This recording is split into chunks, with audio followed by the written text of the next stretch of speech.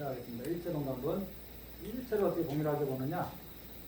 무아의 눈으로 보기 때문에 같이 볼 수 있죠. 만약에 무아의 눈이 아니라 분별의 눈으로 본다면은 똑같이 못 보는 거죠. 볼 수가 없죠. 자기 입장으로 보는 건데. 분별과 시비가 떨어진 눈으로 보려면은, 그런 마음으로 보려면 무아여야 된다.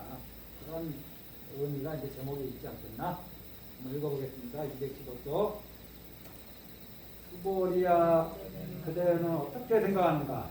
열애가 유관이 있는가? 그렇습니다. 대중이시여, 열애께서 유관이 있으십니다. 유관은 우리의 눈입니다. 우리가 갖고 있는 이런 눈이에요. 유관의 특징은 가까운 건 잘 보고 먼 거는 잘 못 보고, 그 다음에 가려진 거 뒤에는 못 보는 거죠. 우리가 지금 저 문 뒤에 있는 건 못 보잖아요. 그럼 그 다음에 있는 천하는 무엇인가? 가려진 거 뒤에 것도 볼 수 있는 거예요. 예를 들면은 우리 인간의 수준에서 보면은 여기 안에 있는 분들은 제가 다 보는데 이 문 밖에 있는 거는 지금 못 보고 있잖아요. 가려진 거는 이제 나한테 가려진 거는 못 보는데, 천안이라 그러면 이제 하늘에서 본다고 생각을 해봐요. 그 위에서 보면 인간한테는 가려진 거지만 하늘에서 보면은 가려진 게 아니죠. 이 산이 가로막고 있지만은 하늘에서 보면 그 산이 가로막고 있는 게 아니거든요. 그래서 가려진 것도 볼 수 있다. 인간을 기준으로 놓고 봤을 때 가려진 것을 보지 못하는 게 유관이고, 천하는 하늘에서 본다고 생각했을 때 인간으로서는 가려진 거지만 하늘에서 볼 때는 가려진 게 아니에요. 그래서 먼 거리, 가려진 거 이거 다 보는 게 천하니까, 여기에 보면 어른 스님께서 다 이 오안에 대해서 설명해 놓으셨으니까 한번 보시고요. 그럼 해안이 무엇인가?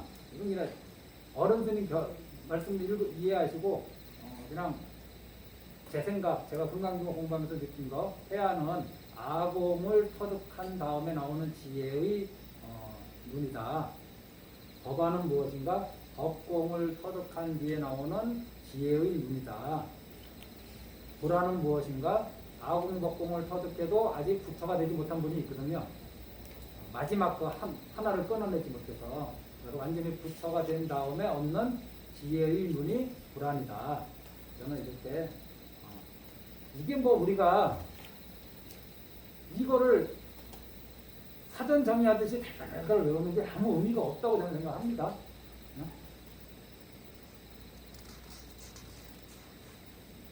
그래서 이거를 구별해서 무엇을 하려고?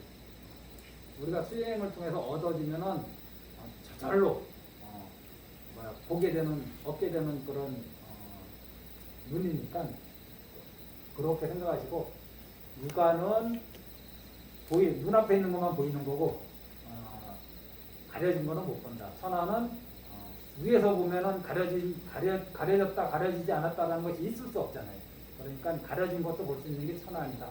해안은 아공, 아상이 없는 그 마음의 지혜, 안목, 눈 이런 게 해안이고, 법안이 그러면 해와 법이 어떻게 구별되느냐? 법집이 없는 그러한 상태에서 나오는 법공의 지혜의 안목. 불안은 부처 성불했을 때 생기는 그 안목이다. 이렇게 이해를 하시고, 자, 그럼 그거는 넘어가고 220쪽. 그럼 이런 5가지 눈을 부처님이 가지고 계시는데, 이 눈으로 그럼 어떠한 일을 하시는가 이제 한번 나옵니다. 220쪽 읽어보겠습니다. 수보리야, 그대는 어떻게 생각하는가? 저 한나의 모래에 대해서 열애가 말한 적이 있는가? 그렇습니다. 세존이시여, 열애께서는 그 모래에 대해서 말씀하셨습니다. 수보리야, 그대는 어떻게 생각하는가? 예컨대 저 하나의 항아에 있는 모래들, 그 모래수와 같이 많은 항아가 또 있고, 그 모든 항아의 전체의 모래수와 같은 세계가 있을 경우 이런 것을 참으로 많다고 하겠는가? 대단히 많습니다. 세존이시여, 부처님께서 그들에게 말씀하셨습니다. 그처럼 많은 세계 가운데 있는 모든 중생들의 각가지 마음들을 열애는 모두 다 아느니라. 왜냐하면 열애가 말하는 모든 마음은 다 마음이 아니라 그 이름이 마음일 뿐이기 때문입니다. 왜냐하면 수벌이야 과거의 마음도 찾을 수 없고 현재의 마음도 찾을 수 없고 미래의 마음도 찾을 수 없기 때문입니다. 이 과거 신불가들, 현재 신불가들, 미래 신불가들은 우리가 덕산 스님은 이 몽둥이 찜질로 아주 유명하신 분이고 임재 스님은 이런 소리로 해서 화를 내가지고 유명하신 분인데 녹음이 잘 됐나 모르겠다. 안 됐으면 어쩔 수 없고. 이 덕산 스님이 이제 과거 신불가들, 현재 신불가들, 미래 신불가들에 대해서 한 떡장사 노파와 한 유명한 얘기가 있습니다. 이거 이 안에 있으니 한번 찾아보시고 이 앞에 얘기는 우리가 다 얘기했던 거고 중생들의 마음을 어떻게 하느냐 유관, 천안, 해안, 법안, 불안으로 이것을 하나로 해서 보기 때문에 다 아는 것이다. 근데 어떻게 하느냐? 무엇을 하느냐? 그 마음들이 전부 다 무아의 마음인 것을 아는 거죠. 무아의 마음. 사실은 무아의 마음인데 그래서 마음이라는 것을 찾을 수 없는데 우리는 언제 마음이라는 것을 감지할 수 있느냐? 무아임을 모를 때 우리는 사실 역설적으로 마음을 감지할 수 있습니다. 언제 무아일 줄 모르느냐? 언제 이 마음이 드러나느냐? 되게 화났을 때, 되게 슬플 때, 되게 욕심부릴 때, 되게 미워할 때. 이거 무아의 마음이 아니거든요. 인연 소생의 마음이거든요. 이런 일 때문에 미워하는 마음이 생기고, 이런저런 인연으로 화내는 마음이 생기고, 이런저런 인연으로 욕심스러운 마음이 생기는 거고, 이거 전부 다 마음이 무아인 줄 모르고 대상이 무아인 줄 모르고 일어나는 연몽한고양 같은 그러한 작용들인데 무아인 줄 알면 이 마음이 금방 확실히 가라앉겠죠. 그래서 우리가 실제로 허망한 마음이 드러났을 때 그것이 이것이 마음의 작용이구나 하지만 깨달은 분은 그 허망한 마음에 머물지 않습니다. 수행하는 사람도 머물지 않으려고 해요. 오로지 그 허망한 마음이 실체가 있다. 이 미워하는 마음이 이유가 있다라고 누구를 증오하는 마음이 그럴 만한 이유가 있다. 그 이유가 해결되기 전까지는 이것을 못 버린다. 이건 분명히 그냥 무아의 마음으로 접근할 일이 아니다라고 생각하는 그런 마음들이 있는 거죠. 사람들한테는. 금강경 입지에서 보면은 수행의 입장에서 보면은 어리석음이고 일상생활의 입장에서 보면 이해할 만하죠. 사실은. 그러면 그러한 마음을 견지하고 그런 마음을 끝까지 유지했을 때 우리를 행복으로 인도하느냐 누구에 대해서 화내는 마음 이유가 있죠. 누구를 막 미워하는 마음 이유가 있어요. 무엇에 대해서 막 욕심부리는 마음, 기대하는 마음 다 이유가 있죠. 그래서 이 마음이 내가 붙잡고 있을 만한 가치가 있어. 내가 머물만 해 라고 생각해서 거기에 머무를 때 과연 행복한가? 거기에 머물지 않았을 때 어떠한 행복감이 밀려오는가? 이것은 증기소지 비여경 중독한 지혜로서 알 바지 다른 경계가 아니다. 내려놔 보면 편한 줄 아는데 들고 있으면서 계속 힘들다고 하는 거야. 쥐고 있으면서 내려놓으면 편한데 내려놓으라 그러면 이거를 어찌 내려놓냐고. 내가 지금 30년 동안 들고 있었는데 내가 이 사람을 지금 20년 동안 미워했는데요. 이 미워함을 어찌 내려놓냐고. 아까워서 못 내려놔요. 아까워서.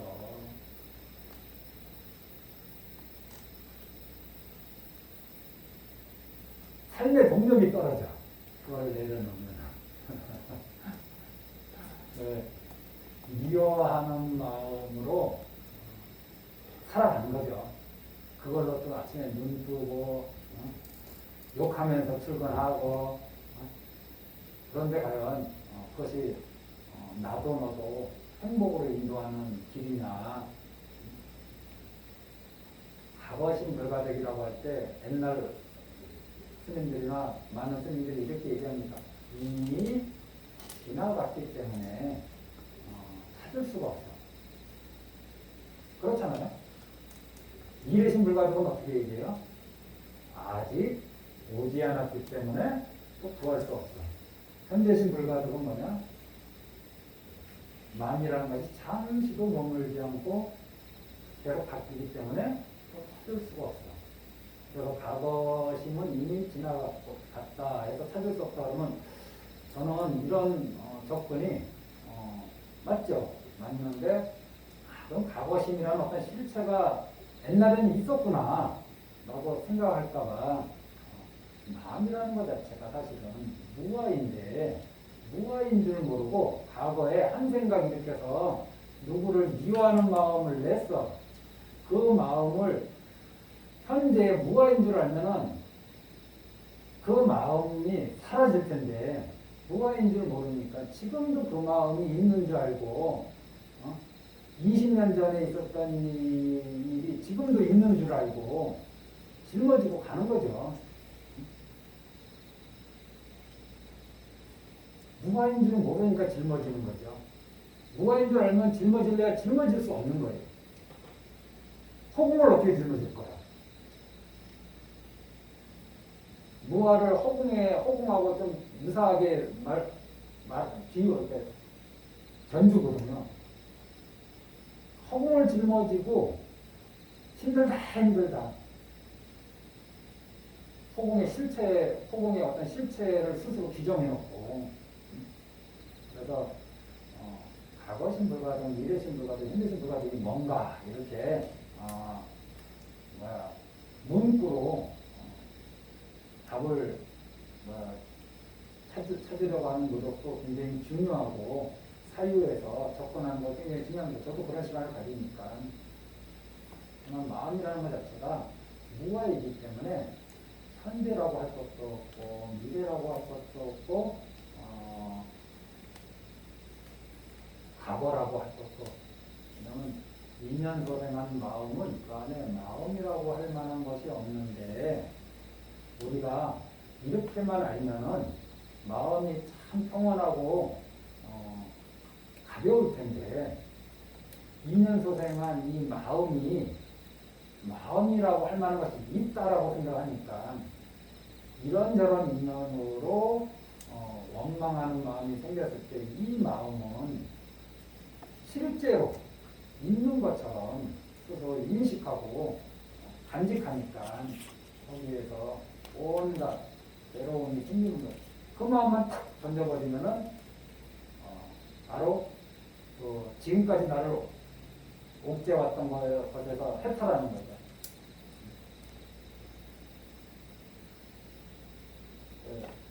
과거에 있었던 일, 그런데 현재에는 일어나고 있지 않은데 오로지 내 마음으로만 계속 떠올리는 것들 있죠.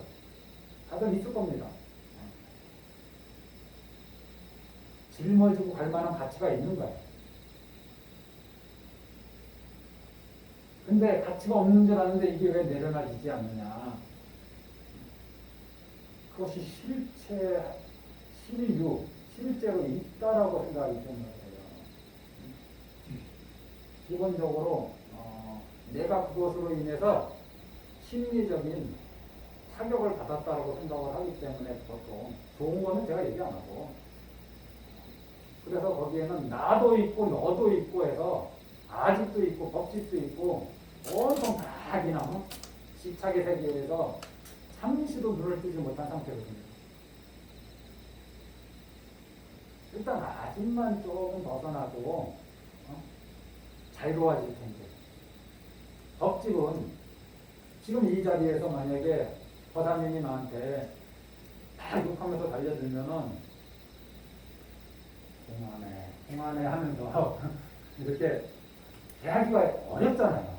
하지만은 10년 전에 저한테 한 거라면 현재 일어나지 않잖아요. 그거는 내가 스스로 내 마음으로 정리해낼 수 있잖아요.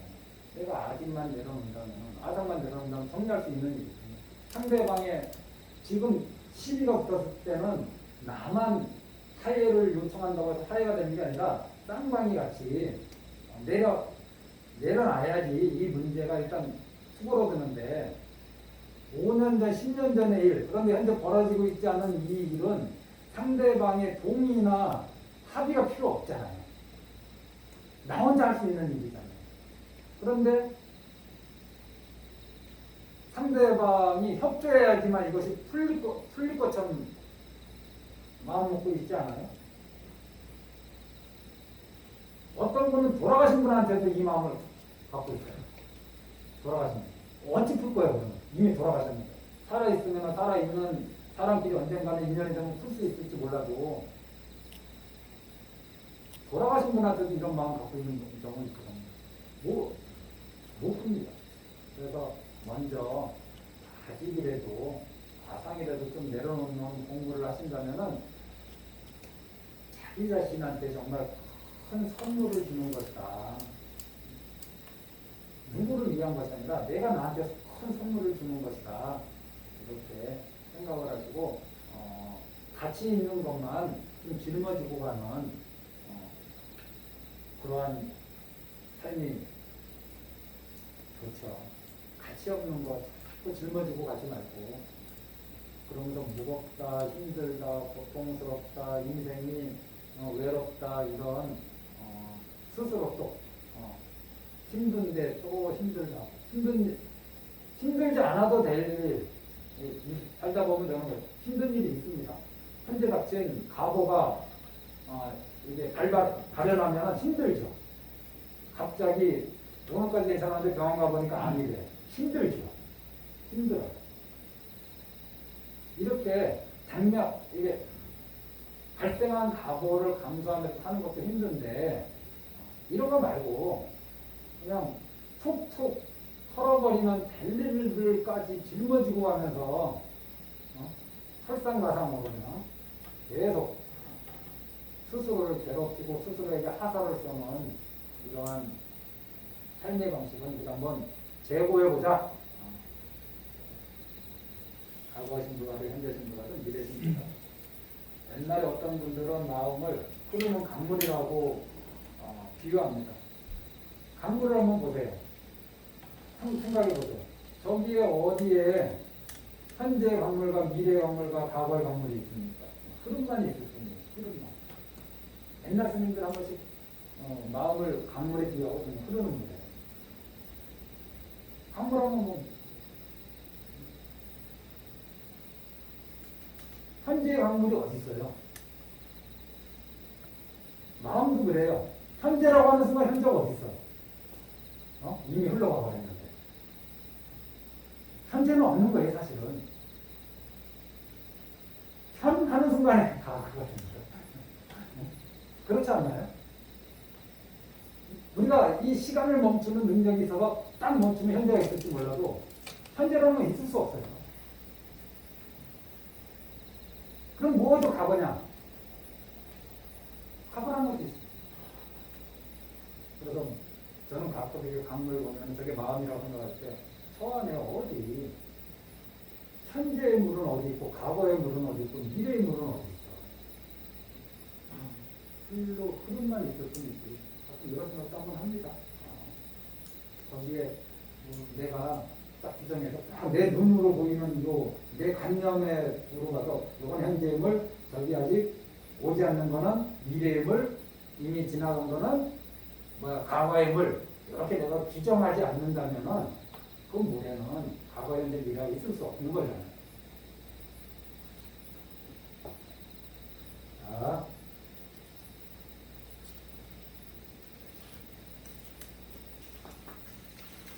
미래 지식 그쪽.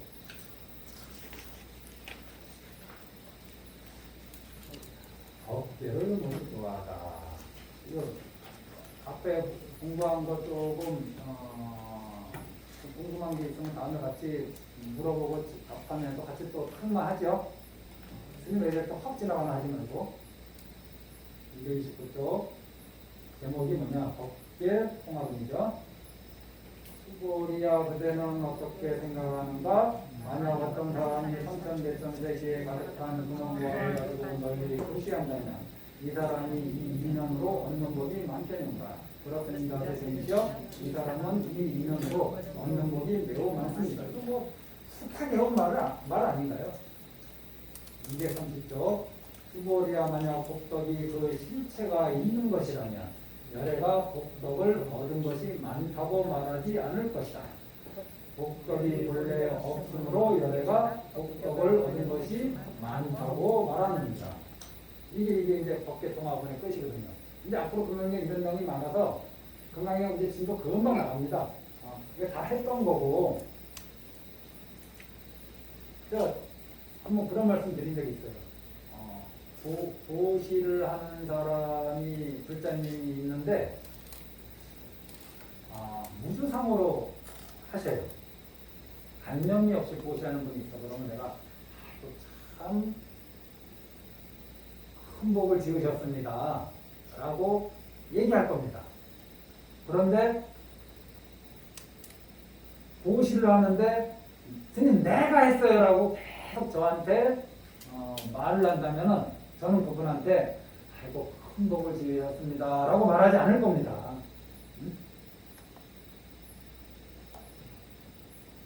무아의 마음으로 보시했을 때 이게 실체가 없잖아요. 무아의 마음으로 보시한다는 것은 보시하는 사람도 실체가 없고 보시하는 물건도 실체가 없다라는 거 아니에요. 무아의 마음으로. 무주상이 무아니까. 보시하면서 무주상을 하기 때문에 참 복이 큽니다라고 얘기하는 거죠. 당장 볼까요? 수고리야 만약 복덕이 그 실체가 있는 것이라면 열애가 복덕을 얻은 것이 많다고 말하지 않을 것이다. 실체가 없기 때문에 열애가 복덕을 얻는 것이 많다고 말하는 것이다. 반야신경에 뭐라고 되어 있냐면은 우리가 저번에 제가 반야신경 쭉 도표를 한번 말씀드린 적이 있죠. 무안이 뭔가 눈이 있지만은 인연소상으로 눈이 있지만은 거기에 눈이라고 할 것이 없어. 무안 이는 뭐냐? 기잖아요. 인연소상으로 기가 있어요. 그런데 기에는 기라고 할 만한 것이 없어. 이 기를 한번 이 기의 인연들을 한번 딱 나눠 보면은 뭐 근육, 핏줄, 피 뭐 이런 것들이 있지만은 이런 인연들을 다 낱낱이 살펴봤을 때 거기 요것이 기구나, 요것이 기구나, 요것이 기구나 라고 할 만한 것이 하나도 없잖아요. 그런데 그것들이 딱 모여서 이런 형태도 이렇게 되고 이렇게 돼서 우리가 기다라고 이름을 갖다 붙이는 거죠. 이런 기능을 갖고 있는 사람의 몸을 지금 그걸 얘기하려고 하는 게 아니라 무한이비서 시민 무대성향 미처법 무한이비 내지 무의식계 무무명 명무무명진 내지 문호사 그 다음 뭐죠? 명문호사지 무거진멸도 무지영무도 이무서득보가 무지영무도 이거 뭐냐? 지혜가 없다가 아니에요. 지혜라고 무지가 없을모 지혜지자거든요. 그리고 역은 또 아니고 무지영무도 없을모 얻을득이거든요. 지혜도 없고 얻음도 없다 이게 아니에요. 지혜라고 할 고정된 어떤 것이 없어. 무득은 얻었다라고 할 어떤 고정된 것이 없어. 이게 무지영무득이거든요. 이무소득고 얻을 바가 없어. 이 무아의 마음으로는 얻을 바가 없어. 그렇기 때문에 그런데 그럼 가만히 있느냐? 그래서 보리살자는 무엇을 의지해요? 반야바라미를 의지해서 안욕가라 생각한 것을 얻잖아요. 이게 역설 갖고 모순 같지만 모순이 아니다. 우리가 그러면 눈깔이 없다, 귀가 없다 이렇게 생각하시면 안 된다고 제가 여러 번 말씀드렸잖아요. 눈깔이 없으면 그게 말이잖아요. 지혜가 없다 그러면 어리석은 거지.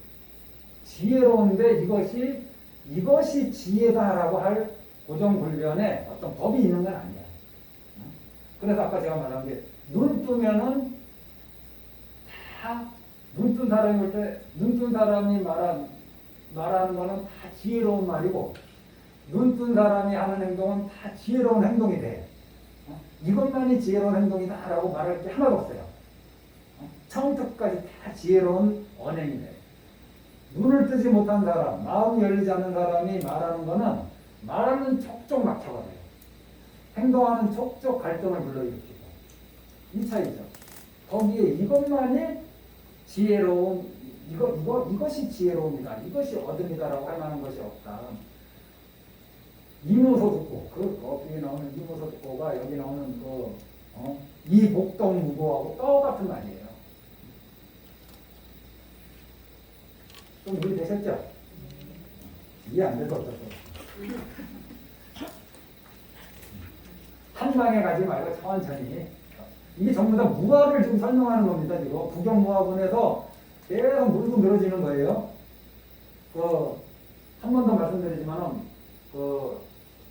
금강경은 하나의 중요한 주제를 얘기하고 몇 분에 걸쳐서 이거를 부가 설명하거든요. 우리가 지금 분으로 나누지만은 부처님 처음 말씀하실 때는 이 분이라는 것 자체가 구별이 없었어요. 이거는 중국에 와서 생긴 구별이잖아요. 그러니까 하나의 문장으로 쭉 이어진 거예요. 한 말씀으로.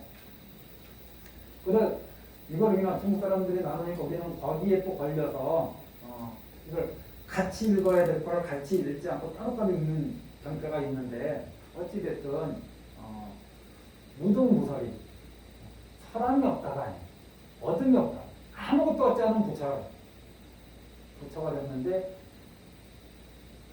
이것을 얻어야지 부처가 될 만한 그런 법이 있는 건 아니에요. 그럼 그것만 얘기하셨겠지. 그것만 설하셨겠고. 그래서 얻었다라는 관념도 없고 이러면 아상이 없는 거고 이것을 얻어야지 부처가 된다라고 하는 그 대상, 법도 없어. 그래서 법칙도 벗어났죠. 법이만 그런가. 그 다음에 나온 수다원도 그러한 수행을 하고 보살도 그러한 수행을 한다고 쭉 물건 들어지듯이 부경무화분도 그 다음 나오는 내용들이 전부 다 이 무화에 대한 보충 설명을 지금 계속 하고 있다. 아이고 그만했으면 좋겠는데 왜 자꾸 저렇게? 선생님, 네. 저희 무식한 짧은 소견으로 이 건강경이 네. 속세하는 말꼬리 무는 거 같고 네. 물건 늘어지는 막 맞습니다. 그런 부분도 없지 않아 있어요. 뭐 또 그 있는 거 걷는데 없는 거 걷는데 있는 거. 저 처음에 건강경 봤을 때는 쉬운 경전이라고 생각했고요. 두 번째 경전 봤을 때는 하나도 모르겠더라고요. 하나도 모르겠어요. 그리고 보고 나서 돌았으면은 뭘 공부했는지 머리에 남는 게 하나도 없어요. 아니 뭐 정답이 이제 한번 지금쯤 정답이 나오겠지 싶은데. 몇번 꾸준하게 한번 더 보시고 이거를 나와 상관없는 경전이라고 생각하면 이제 공부할 대상이 되는데 내 인생을 내 생각을 여러 툭 던져놓고 하나하나 한번 살펴보는 기회가 되려면은 그것도 단계가 있더라고요. 경전을 이해하기 급급할 때는 자기를 여기에 투사시키지 못합니다. 근데 경전을 조금 이해하는 그 정도 이제 노력을 해야죠. 그 정도 노력도 없이 부처님 말씀은 단방에 얘기하기는 좀 쉽지 않거든요. 거의 진리를 얘기하는 것이기 때문에 어느 정도 조금 노력한 다음에 여기에 이제 나는 어떤가? 나는 이 금강경에서 어떻게 내 문제를 해결할 것인가? 이런 거를 이렇게 한 번씩 이렇게 툭툭 던져보는 거죠. 이 안에다가. 그래서 내 문제가 해결되는가, 해결되지 않는가를 한번 펼쳐보는 거죠. 단계가 있죠. 이 처음에는 경전의 뜻을 일단은 조금 그래도 혼자 읽을 때 뭔 내용인지 모르고 읽는 분이 사실은 많거든요. 그래도 보게 된다고 하니까 저는 뭐 그렇게 읽으라고 말씀드리는데 그래도 이야기는 무슨 뜻인지 알고 읽으면 얼마나 더 좋습니까? 하나만 더 하고 오늘 마칠게요. 사물도 떠나고 형상도 떠나고 이제 지금 뭐 무화 얘기하는 거 아닌가요? 이색, 이상분 수모리아 그대는 235쪽 수모리아 그대는 어떻게 생각하는가? 잘 갖춰진 육신의 모습으로서 부처님이라고 볼 수 있겠는가? 아닙니다. 세존이시여 잘 갖춰진 육신의 몸으로서 반드시 열애라고 볼 수는 없습니다. 왜냐하면 열애께서 말씀하신 잘 갖춰진 육신의 모습은 잘 갖춰진 육신의 모습이 아니라 그 이름이 잘 갖춰진 육신의 모습일 뿐이기 때문입니다. 이게 여기서 원문 보면은 수보리 어이우나 불가이 부족색신 경부 이렇게 돼 있잖아요. 이 부족색신 요거는 옛날 어른들이 항상 이걸 80종으로 봤습니다. 80종으로. 30 이상 80종으로 있잖아요. 30 이상은 누구나 봐도 알 수 있는 부처님의 외적인 모양. 뭐 기가 이렇게 내려왔고, 뭐 30 이상은 누구나 알 수 있는 큰 신체적인 모양. 80종어는 아주 미세한 모양.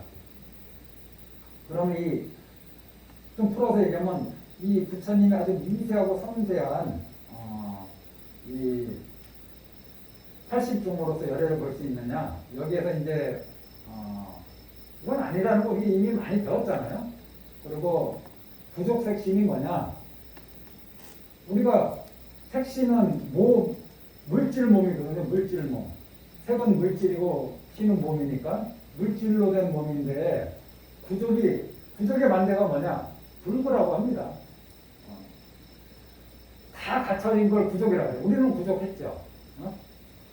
하지만 여기에서 뭐가 하나 빠지면은 우리 뭐라 그럽니까? 불구라 그러죠.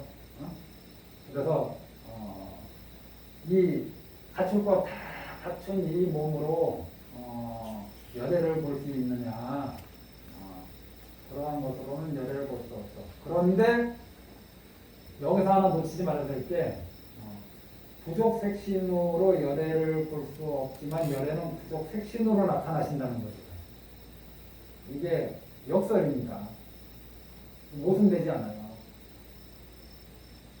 부족 색신으로 열애를 볼 수 없지만은 열애는 나타나시면은 부족 색신으로 나타나세요.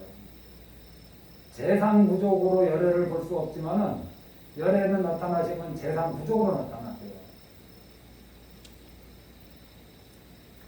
그래서 그렇다고 해서 저 몸매와 저 외모와 저 상호로 부처를 보는 것은 올바른 견해는 아니죠.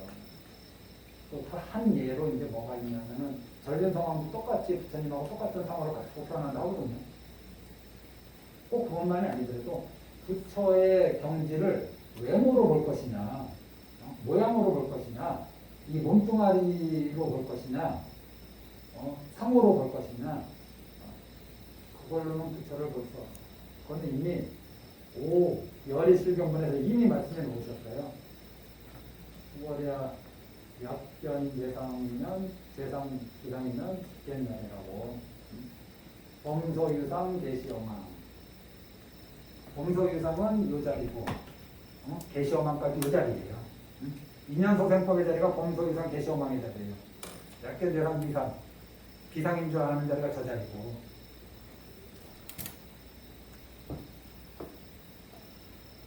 하나만 더 보면은 이것도 맞습니다. 237쪽 수보리아 그대는 어떻게 했는가? 여러 가지 상호를 잘 갖추고 있는 것으로 열애라고 했습니다. 이걸 30 이상으로 봅니다. 부족 대상을 30 이상이라고 30 이상으로 보고 앞에 부족 색신을 80종으로 보고 옛날 어른들이 아닙니다. 세금이시여 여러 가지 상호를 잘 갖추고 있는 것으로 반드시 열애라고 볼 수는 없습니다. 왜냐하면 열애께서 말씀하신 여러 가지 상호를 잘 갖추고 있다는 것은 곧 여러 가지 상호를 잘 갖추고 있는 것이 아닙니다. 그 이름이 여러 가지 상호를 잘 갖추고 있는 것일 뿐이기 때문입니다. 부처의 자리는 상부여의고 색부여의였다. 상과 색으로는 겉모양과 이런 몸의 모양으로는 열애를 볼 수 없다. 하지만은 열애가 나타나실 때는 항상 이 모양으로 나타나신다는 게 또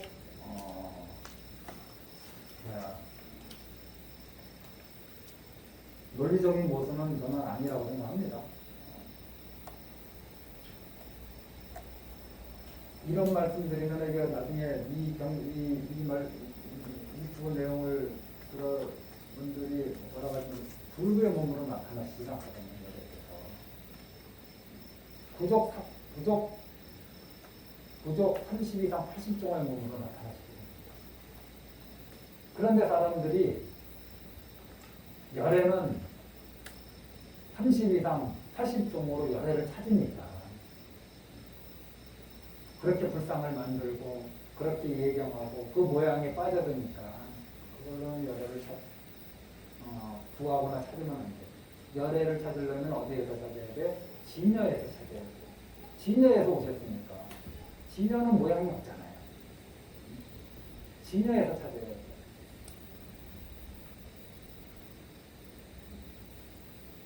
정멸에서 찾아야 돼. 일체상을 여인 곳에서 찾아야지. 열애를 응리일체상, 응당 일체상을 여인 곳에서 부처님을 찾아야 돼. 그게 진짜 부처님을 찾는, 부처님을 보는 길이 아닙니까? 그래서 우리도 불자 생활할 때 겉모양에 떨어진 경우 많죠.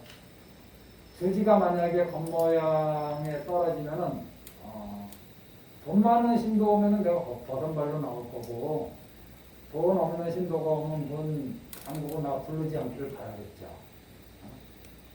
주지가 겉모양에 떨어진다면 주지가 겉모양에 떨어지면은 신도들은 나를 보면 항상 공경하고 조심해야죠. 그러니까 아상에 떨어지면 내가 뭐 그렇다고 그러지 않으니까 내가 대단하다는 것을 역설적으로 설명하려고 그러는 게 아니라 이 겉모양에 떨어지는 경우가 우리가 얼마나 많아요. 겉모양에 떨어지죠. 저 사람이 좀 직업이 무엇이냐에 따라서 우리는 저 사람을 판단하잖아요. 그 사람 알지도 못해요. 그러면서 변호사가 검사가 대단하네. 그래서 뭐하는데 벽돌을 날린다. 대번에 그러지 않습니까? 겉모양으로 판단하는 거 아닌가요? 우리 지금 그런 일들을 수도 없이 합니다. 어떤 사람을 우리는 열애를 겉모양으로 보지 말라고 하는 거에서 우리가 사실 다른 사람을 겉모양과 내 관념으로 얼마나 왜곡되게 보고 있는지 우리가 잘 인지하지 못하는 거죠. 어디 전각이 한 11개 되는 절에 주지다 그러면 큰 스님 신도들의 발길이 끊어져서 밥을 빌어 먹어야 되는 그런 절에 주지 예수님이라고 하면 가서 참배도 안 하려고 해요. 그럴 수 있어요. 이 겉모양이 떨어져서 그렇습니다. 친구도 여기 계신 분들이 친구를 대할 때 친구가 갖고 있는 인연 소생에 의해서 생긴 여러 가지 조건들에 영향받지 않습니까? 친구들에 대해서 거기에서 해탈해서 친구들을 대합니까? 가족 형제들도 그렇지 않나요? 인연 소생에 의해서 그 가족 형제들이 지금 어떤 형태로 살고 있을 거 아닌가요? 부유하게 살고 있든 가난하게 살고 있든 그 인연 소생한 그 법에 자유자재하게 무아의 마음으로 분별 시비 없이 있는 그대로 불법을 보듯이 그네들을 보고 있느냐, 그러지 못하실 겁니다. 그럼 그렇게 보지 못하는 게 이 경계에 문제가 있기 때문이냐, 나한테 내가 그런 색안경을 끼고 있는 것이냐, 이것을 우리가 좀 고민을 해봐야죠. 인연소생에서 생긴 것은 나라고 할 것이 없잖아요. 그런데 우리는 인연소생에 의한 것으로 다 무엇이라고 다 규정하고 살지 않나요? 안 그렇습니까? 맞습니다. 거기에서 우리 벗어나지 못하고 살아요. 조금 더 아공이 뭔지 잘 이렇게 말을 들을 때는 아공이 조금 감이 잡히는 듯 하다가 막상 내 현실로 돌아오면은 아공은 머리털 하나도 없는 거예요. 한 털만큼도 없는 거예요. 그만큼 이게 마음을 놓치면은 쉽지 않은 수행의 길이다. 근데 갈만한 길이다. 내가 이 한마디만 하고 마칠게요. 인연소생에 의해서 생긴 어떠한 형제들의 모습, 인연소생에 의해서 현재 살아가는 친구들의 모습을 무아의 마음으로 시비 분별 없이 공의 마음으로 그들을 다 준다면 사실은 남들이 나를 그렇게 봐주기를 바라고 있지 않나요? 내 조건, 외모, 환경 이런 거 좀 없이 나를 좀 있는 그대로 봐주기를 바라고 있지 않아요? 남들이? 본인이 그렇게 원하는 걸 남들한테 좀 먼저 하면 안 됩니까? 오늘 끝!